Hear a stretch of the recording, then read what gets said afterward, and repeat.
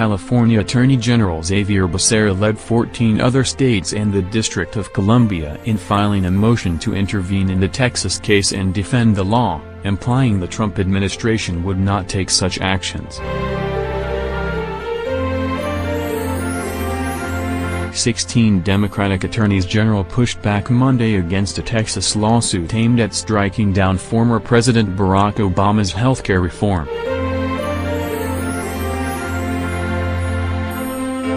"We're taking this action to protect the health and financial security of millions of people in our country, as well as billions of dollars of federal funds that go to our states to make sure that we can afford the health care that our families need," Becerra said at a news conference.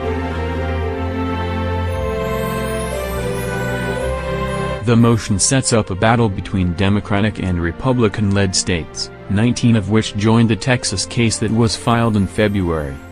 It argues the Affordable Care Act is no longer valid because of a provision in the Republican-backed tax overhaul that removed the fines for not having health insurance.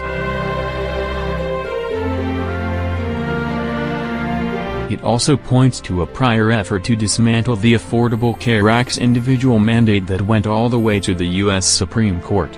The High Court upheld the mandate, ruling it was constitutional under the taxing power of Congress.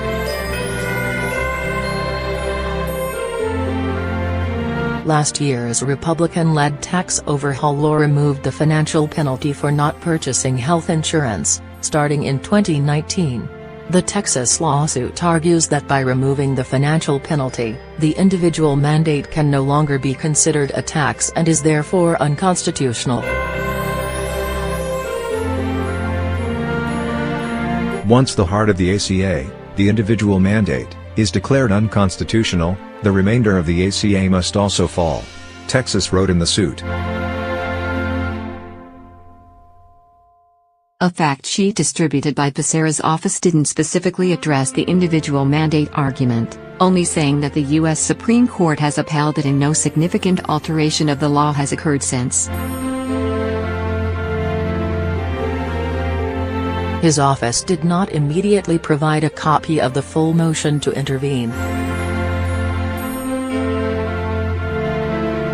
He and the other Democrats argue that striking down the Affordable Care Act would cause immediate and irreparable harm to residents of their states.